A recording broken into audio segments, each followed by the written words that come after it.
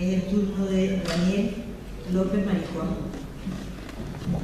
Daniel López Marijuán es también profesor de secundaria, jefe del Departamento de Biología y Geología del Instituto de Secundaria de la Bahía de Cádiz y responsable de la Comisión de Contaminación y Residuos de Ecologistas en Acción de Andalucía.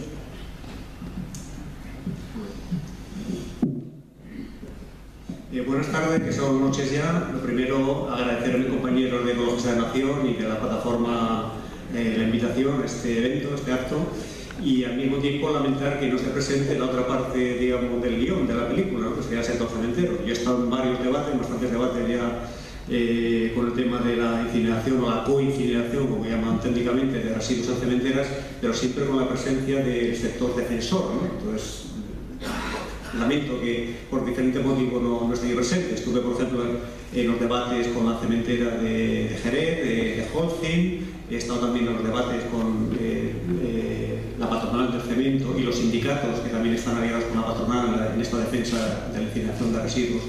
Niebla, en Huelva, también en la otra cementera también que está muy cerquita de la ciudad de Córdoba, que pedía en plena ciudad, la de Cosmos, también con presencia del sector cementero, pero aquí eso falta que bueno, pues, que no obstante, voy a, sin extenderme demasiado, porque efectivamente Carlos ya ha puesto, digamos, todos los argumentos sobre la mesa, para decir cuáles son los motivos de por qué debemos rechazar de forma contundente la posibilidad de que quemen residuos en esas cercanías, ¿no? En cementeras o en industrias de incineración a trabajo, ¿no? Bueno, este es el sector con el que nos enfrentamos. Estas son las 4, por ejemplo, grandes industrias que tenemos representadas en nuestra comunidad, y efectivamente la ofensiva para introducir los residuos como nuevo combustible es una ofensiva muy seria, muy potente y con muchísimos además aliados, muchísimos defensores, con lo cual si no hay una oposición social potente, bien fundamentada técnicamente, como es el caso, y además con fuerte capacidad de movilización social, las cementeras al final, digamos, llevan su gato al agua, consiguen incinerar una enorme cantidad de residuos, 300.000 toneladas, por ejemplo, en el caso de la cementera aquí de Alcalá, y evidentemente cantidades absolutamente inauditas, ¿no? Bueno, no voy a extenderme, no voy a repetir argumentos que ya se han dicho. Está claro que lo que hace la industria cementera es efectivamente invertir completamente esta jerarquía de gestión, porque lo que debe ser, digamos, el último o el penúltimo capítulo de la prioridad en cuanto a la gestión correcta de los residuos, ella lo convierte no solamente en una prioridad, sino que además hace un foco, por así decir, succionador, con lo cual torpedea toda posibilidad real de reciclado. En el caso de los CDRs, por ejemplo, combustible derivado de residuos, es decir, basuras urbanas, en definitiva, mal recicladas o no recicladas, en definitiva, sí. Más de la mitad de la basura, por ejemplo, que pretende que se queme en esta cementera de Alcalá son basuras domésticas, significa que la posibilidad de ese reciclaje raquítico que tenemos ahora mismo prácticamente se queda reducido a la mínima expresión. Es decir, las plantas de supuesto compostaje reciclado van a ser simplemente, digamos, plantas, digamos, previas a la incineración de las cementeras, que son las que van a tirar del carro simplemente para laminar cualquier posible reciclado y introducir esta mala política de quemarlo, incinerarlo prácticamente, absolutamente todo. Este es importante, este esquema, se voy a hacer un poquito de explicación, porque ahí tenéis la clave del riesgo al que nos enfrentamos, ¿no? Bueno, para hacer un poquito de explicación, los 3 factores fundamentales del riesgo son exposición, vulnerabilidad y peligrosidad. Entonces, fijaros cómo el incremento del riesgo supone quemar un residuo en principio desconocido, porque a diferencia de un combustible convencional, como puede ser el coque de petróleo o puede ser el carbón, meter residuos de cualquier naturaleza y una heterogeneidad absoluta significa que no controla lo que estás metiendo ahí en el horno de incineración, incrementa por lo tanto evidentemente la peligrosidad. Repito, frente a un combustible conocido, evidentemente tóxico también, pero con una naturaleza y una caracterización conocida, metes una caterva, una familia de residuos de procedencia y de contenido y de naturaleza absolutamente desconocida. Incrementa la peligrosidad, que sería, digamos, ese lado del triángulo que tenéis abajo. Dependiendo de la ubicación, evidentemente incrementa la exposición, sobre todo cuando estamos hablando de incineradoras o de cementeras muy cercanas, efectivamente, a núcleos urbanos. Ya hay estudios científicos independientes, porque, ojo, cuando los cementeros ponen encima de la mesa estudios que, digamos, demuestran, entre comillas, la inocuidad de las incineradoras, empiezas a rascar un poquito y preguntas, bueno, ¿y quién ha pagado, quién ha, en definitiva, financiado esos estudios? Siempre, absolutamente siempre, esos estudios, digamos, son a iniciativa de parte. ¿De qué parte? El sector empresarial, el sector financiero. No digo que esos científicos sean, digamos, iletrados o que sean profesionales poco competentes, pero evidentemente quien paga manda. Son estudios que no tienen la viabilidad, no tienen la fiabilidad, no tienen, digamos, el grado de transparencia y de contundencia que tienen estos estudios independientes que se ha referido Carlos anteriormente, que demuestran de forma fehaciente la correlación, cuando no la causalidad, de la proximidad a industrias de tratamiento de residuos peligrosos, a industrias cementeras y a incineradoras, con la emergencia de cánceres determinados, muy precisos, tanto en varones como en mujeres. Entonces, la exposición se incrementa con la cercanía, lógicamente. Tener una incineradora o una cementera en pleno casco urbano, como tiene Córdoba, o en muy poquitos kilómetros, como la tenéis, por ejemplo, aquí, es absolutamente inadecuado y debe ser profundamente rechazado, y más en concreto cuando estás incrementando esa exposición. Y la vulnerabilidad, también como hemos visto en los vídeos, se incrementa sobre todo en la población más débil, ¿no? Básicamente son los niños, lógicamente, como explicaban estos médicos vascos en la película, la población que tenga algún tipo de enfermedad o discapacidad del tipo que sea, desde pulmonar, cutánea, etcétera, etcétera, y lógicamente pues las personas que estén enfermas, ¿no? Y las personas también ancianas, que tienen también por todos motivos su sistema inmunitario, digamos, menos potente, ¿no? Entonces, digamos que en esta trilogía, ¿no?, de los tres factores de riesgo, la incineración contribuye a agravar de una forma contundente el problema, ¿no? Esta es la situación, también lo voy a repetirme, que comentaba Carlos. El problema es que aquí el sector cementero ha visto una oportunidad de negocio colosal, porque en vez de, como ha dicho Carlos, de pagar por un combustible, tipo que sale bastante barato, pues es un combustible bastante apestoso, con el petróleo no solamente no paga, sino que cobra, porque se convierte en un titular de gestor de residuos. Entonces, atrae residuos, le resuelve la papeleta por la vía, digamos, de no solamente esconderla bajo la alfombra, sino de quemarla, de todavía es peor, y entonces al mismo tiempo coge dinero, porque efectivamente está eliminando, entre comillas, un residuo. Evidentemente la eliminación es ficticia, lo que hace simplemente diversificar y amplificar esos residuos, sobre todo por vía atmosférica, que luego van a pasar por vía alimentaria, digamos, a nosotros, que vamos a ser literalmente los paganos. Luego, además, en los últimos años, efectivamente, como el comercio de emisiones es un comercio bastante perverso, efectivamente han conseguido una fuente de ingresos absolutamente, digamos, descomunal por la venta de esos derechos de emisión, porque inicialmente el Ministerio de Ambiente le daba el permiso para emitir una enorme cantidad de toneladas de CO2 que evidentemente no han emitido, y entonces todo lo que ellos han emitido lo han a su vez vendido y han cobrado por ello. En fin, un mecanismo, no vamos a entrar en intríngulis, pero realmente bastante perverso y bastante poco ético, podemos decir.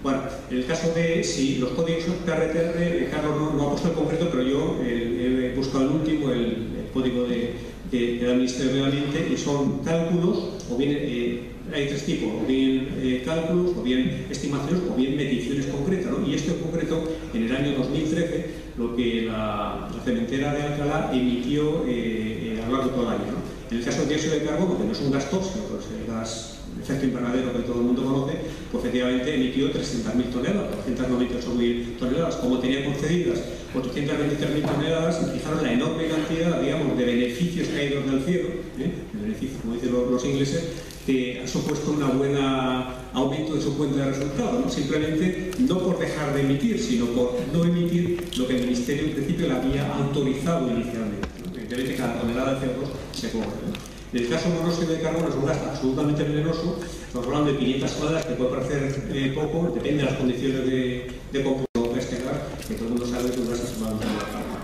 En el caso de los óxidos de nitrógeno, sobre todo el dióxido de nitrógeno, es un gas realmente muy indeseable. Es el típico gas de color pardo rojizo que veis en la nube de contaminantes cuando vais a una gran ciudad, Barcelona o Madrid, cuando hay una situación anticiclónica, y evidentemente también incluso en Sevilla se puede detectar muchas veces cuando llevamos un tiempo sin llover y no de vientos, y también, como veis, es un potente contribuyente también a este gas absolutamente nocivo.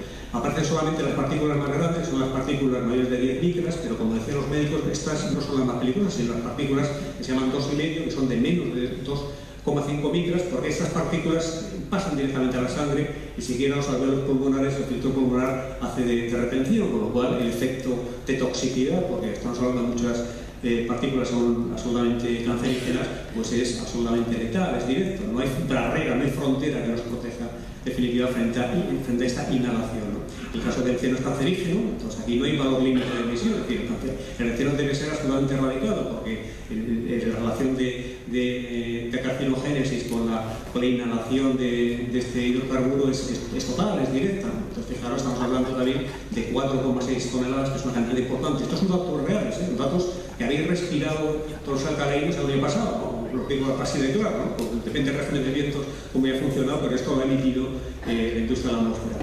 Los hidrocarburos aromáticos policíclicos son, digamos, la parte posiblemente también más tóxica de los hidrocarburos. Estamos hablando de cantidades importantes, medidas ya en kilos, datos y no son datos actualizados. En el caso del cadmio, que es el único de los metales pesados que aparece reflejado, pues también estos 16 kilogramos. Veis que esa, digamos, supuesta contribución al medio ambiente con lo que los informes de sostenibilidad se revisten siempre los sectores cementeros es una falacia, una falsedad, porque veis que no son contribuyentes a la mejora medioambiental, sino evidentemente al empeoramiento medioambiental. Y a las pruebas del PRT, repito, los propios digamos, registros de emisión del Ministerio de Medio Ambiente lo remitimos, ¿no? Los valores límite para una cementera, que no es una incineración, es una coincineración, son también más laxos, eso hay que decirlo de forma clara, que para una industria incineradora, con lo cual supone que efectivamente no se sería el mismo grado de rigurosidad, no es igual de estricto con una incineradora que una cementera, ¿no? Por motivos que no me da tiempo ahora a comentar, ¿no? Entonces, ¿qué decimos ecologistas al respecto? Bueno, evidentemente les hemos dicho por activa y por pasiva lo que decía Carlos. Cambien ustedes el combustible, no lo cambien el coque de petróleo por un combustible todavía más apestoso, más peligroso del que ya están utilizando, cámbienlo por gas natural. Yo las veces que se lo he lanzado como envite he tenido la caída por respuesta, no han sido los cementeros alemanes o rusos los que han cogido, digamos, el testigo, ¿no? Pero evidentemente sería una alternativa, sobre todo en el caso que efectivamente lo digo por cuestiones laborales, se quiera, por ejemplo, que la cementera siga funcionando además en la proximidad de este pueblo. El envite que hay que plantearle a esta empresa es decirle que cambie su combustible por gas natural. Lo tiene disponible, no digo que sea barato, pero efectivamente, digamos, siempre, como decían los médicos, la salud y la seguridad de las personas tiene que estar por encima de la cuenta de resultados de la empresa, ¿no? Entonces, si usted garantiza que las opciones estas de las energías del sur se llevan de verdad, si los residuos efectivamente estuvieran limitados, que no es el caso, estamos hablando de 300.000 toneladas al año, si demuestra usted, que tampoco lo demuestra, que disminuye la emisión contaminante en relación con el combustible convencional, si las autorizaciones ambientales integradas cumplen su labor, es restringir, limitar y controlar la emisión y no dar carta ancha absolutamente a una caterva de una familia de residuos que prácticamente ocupan páginas enteras, que no hay limitación ninguna, pues entonces estamos absolutamente indefensos. Ni la autorización ambiental nos protege, ni los permisos, por ejemplo, de la Consejería de Medio Ambiente, ni la inhibición, en vuestro caso, por ejemplo, el Ayuntamiento, efectivamente no hace cumplir su labor de defensa de sus ciudadanos. Entonces, ¿en manos de quién estamos? ¿No? En manos realmente de autoridades negligentes o irresponsables y en manos también de empresarios, digamos, movidos por afán de lucro, por decirlo de forma clara. Entonces, o tenemos una respuesta realmente seria, con argumentos técnicos, con lo que estamos poniendo aquí, y con rechazo y movilización social, o si no, realmente nos van a colar todas absolutamente por el mismo sitio, por el lado, efectivamente, de la amenaza a la salud y de la degradación medioambiental, ¿no? Es la tesitura en la que estamos emplazados, ¿no? Bueno, estos son los combustibles alternativos que utilizan. Unos son peligrosos, otros no son peligrosos. Tampoco, en definitiva, eso no significa ninguna garantía, porque aunque, digamos, en cuanto a caracterización de residuos se considere como residuo no peligroso, en una ley con la lista europea de residuos,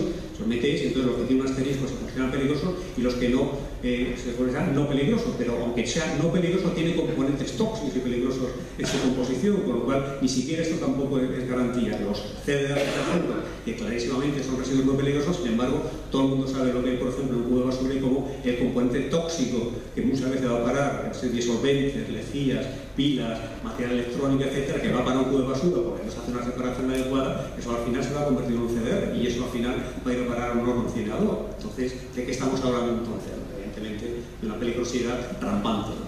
Bueno, en los debates en los que sí en otros ocasiones me he enfrentado, por ejemplo, Manuel Parejo, que es el gerente de Flacema, que es la fundación esta que defiende la incineración en cementera, de la industria, la patronal de la cementera, con, digamos, la complicidad y podemos decir también la entrega de los dos sindicatos llamados de clase, Comisiones Obreras y UGT, que frente al rechazo inicial, como decía Paco, que mostraron hace unos cuantos años, hace muchos años, que han formado una fundación financiada generosamente por la patronal y están a partir de un piñón completamente a favor de la incineración de residuos en cementeras, ¿no? Una situación pues, bastante lamentable, ¿no? Por decir otra cosa.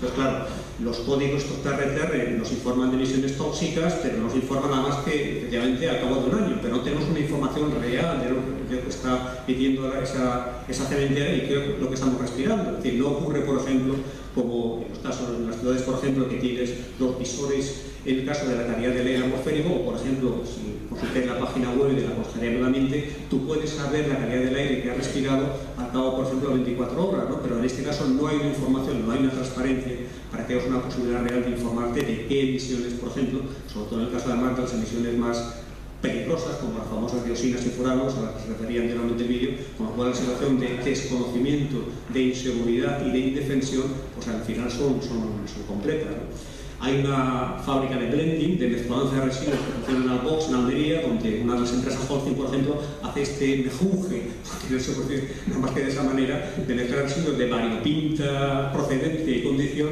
y eso es lo que finalmente meten, cuelan en el horno incinerador. Situación absolutamente insostenible, ¿no?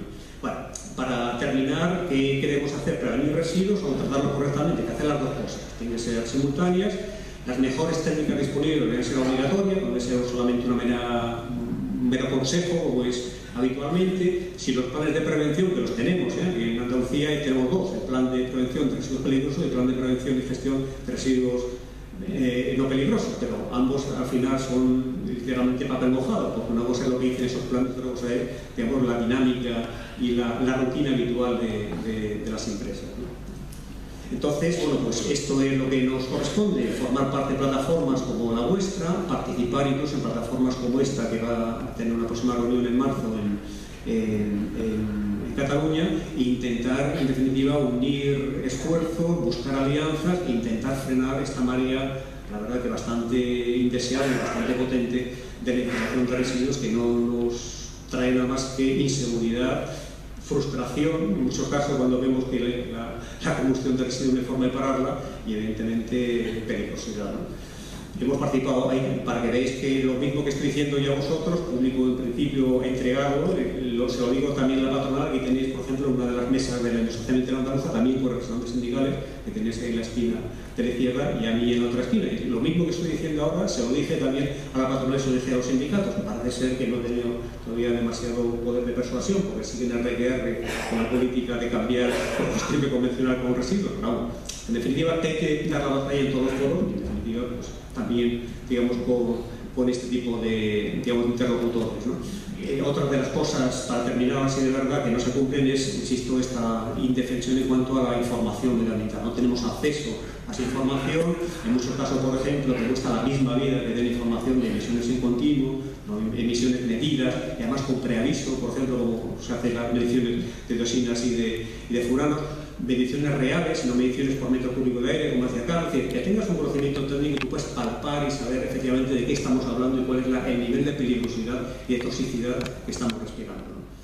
Entonces, bueno, en algunos casos lo hacen las cosas bien, por ejemplo, adicionar determinados residuos al crudo como mayonesa, es decir, la materia prima para hacer luego el clinker, o incluso adicionarlo también al clinker, si no tiene una toxicidad, pues puede ser en definitiva una contribución de, por ejemplo, la azucarera en Jerez, pues todas las espumas de la azucarera las adicionaban, por ejemplo, para el clinker, en principio era un residuo perfectamente compatible. Bueno, podemos llegar a algún tipo de acuerdo, en otro caso no, evidentemente están incrementando el nivel de toxicidad y de peligrosidad, ¿no? La responsabilidad social empresarial la hacen a punta de pala, tiene una publicidad institucional brutal, por parte de todos los medios, los cuñas publicitarios, los patrocinios, el mecenazgo y tal, lo hacen por doquier, pero en definitiva sigue siendo un sector muy contaminante. Una tonelada de cemento emite 700 kilos de CO2, son un potente, digamos, sector contribuyente al cambio climático, al efecto invernadero, y eso, ese estigma no se lo puede quitar de encima, porque en definitiva son parte del problema, ¿no? Bueno, esto es lo que ellos pregonan siempre, de que sustituyen un poco de petróleo y carbón, pero ya sabemos que en definitiva su contribución medioambiental no es positiva, sino que es negativa. Ahí tenéis un cartelito, por ejemplo, de lo que os decía que no están a partir de un piñón, sindicatos y patronal en este caso, una situación lamentable en la que no voy a insistir, como la crisis del ladrillo también ha provocado que su cuenta de resultados haya disminuido, con lo cual el esfuerzo para intentar sacar tajada y buscar una fuente de ingresos en esta gestión, entre comillas, de residuos, pues es más que muy desenfrenada que nunca. Bueno, el cemento ha bajado, no voy a extenderme porque me gustaría conocer vuestras opiniones también y someternos un poquito al turno de preguntas y de respuestas, que es interesante, y bueno, también un poquito dar este ánimo y dar alegría porque se han conseguido resultados con movilizaciones sociales y se ha conseguido parar o modificar, por ejemplo, permisos que tenían muchas incineradoras para quemar residuos, ¿no? Bueno, pues esperemos también que el caso de la Guadaira pues sea una para sumar a la lista también, ¿no? Y con eso ya termino mi intervención. Gracias.